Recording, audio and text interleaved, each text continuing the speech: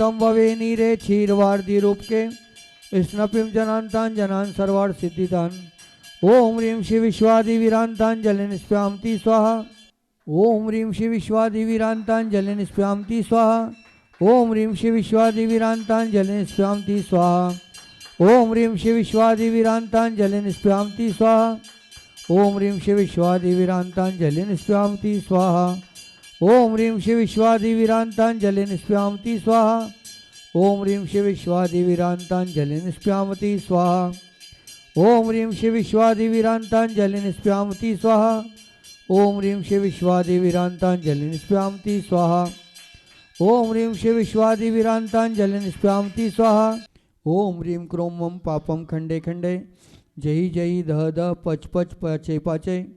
ओम नमो अरम झम झीम शीम हम स जव हव पह छाम छीम छूम छे छो छम छ छ्वीम राम रीम रूम रेम रोम रम रह द्राम द्रीम द्रावे द्रावे नमोरते भगवते श्रीमते ठ ठ स्माकम संत शोमणी आचार्य गुरुवर विद्यासागर जी महामुनिराज सत्संगस्य श्रीमान महेंद्र जी जैन, रितेश जी जैन, रिंकू जी जैन, आशा रानी जी जैन, राजुल जी, अश्विनी, रिया, रिद्धिमा, आरू, नमो समस्त जैन परिवार चोरे छिंदवाड़ा निवासी समस्त परिवारस्य श्रीमान विजय जी जादव, सार्थ समर्थ जी जादव, समस्त जादव परिवार सिरपुर निवासी समस्त परिवारस्य श्रीमान विष्णु जी, शुभम जी, रूबी जी, शारदा जी, समस्त पुणे निवासी परिवारस्य। तत्व दर्शन की दृष्टि से जब हम देखते हैं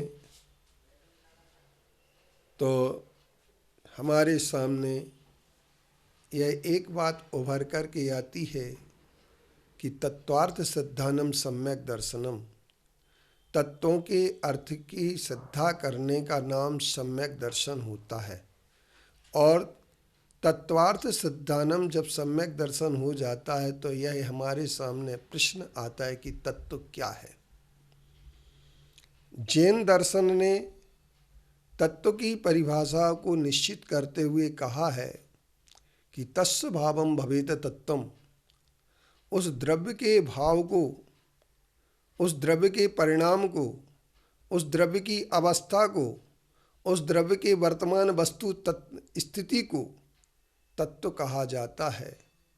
और तत्व का परिणमन सदैव इस प्रकार से हुआ करता है कि जहाँ हम तत्व की दृष्टि से जब देखते हैं तो तत्व हमारे अंदर विद्यमान हैं, अंतस्तत्व जिन्हें कहते हैं, और एक बहस तत्व होते हैं, बाहरी तत्व और एक अंतरंग तत्व, एक चेतन आत्मक तत्व, एक अचेतन आत्मक तत्व। तो जब हम इन तत्वों की विवेचना करते हैं और तो तत्व की श्रद्धा की दृष्टि से हमें देखना पड़ता है, इन पर श्रद्धा करना पड़ती है। तो परमार्थ रूप में 7 तत्व होते हैं, जीव, अजीव, आश्रव, संवर, बंध, संवर, निर्जरा, मोक्ष। और देव, शास्त्र, गुरु ये धर्म के तत्व होते हैं। सद्दानम परमार्थानाम आप्तागम तपोभृताम त्रिमूढ़ा पूर्णमष्टांगम सम्यक दर्शन मस्मयम। आचार्य कुंद देव ने, आचार्य समंत भद्रदेव ने, आचार्य अमृतचंद जी ने, सभी ने अपने ग्रंथों में यह बात कही है कि परमार्थ रूप से तत्व जो है 7 हैं और उन्हीं परमार्थ के तत्वों में हमारे देव, शास्त्र और गुरु भी आते हैं।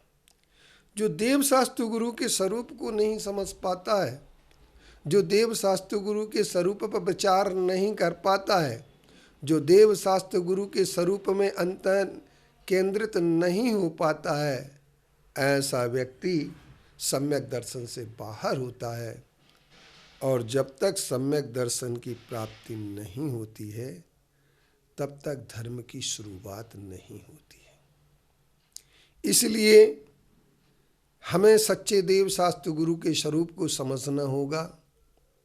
इसलिए हमें अपने देव, शास्त्र, गुरु के प्रति श्रद्धा अगाध रूप से करना होगी। हमारे यहाँ वर्तमान में कई पंथ हैं। कोई पंथ सिर्फ देव को मानना चाहता है, गुरु को नहीं मानना चाहता है, तो कोई शास्त्र और देव को मानना चाहता है, गुरु को नहीं मानना चाहता, तो कोई मूर्ति को नहीं मानना चाहता है, तो कोई कुछ करना चाहता है। ये सब पंथों के भेद हैं।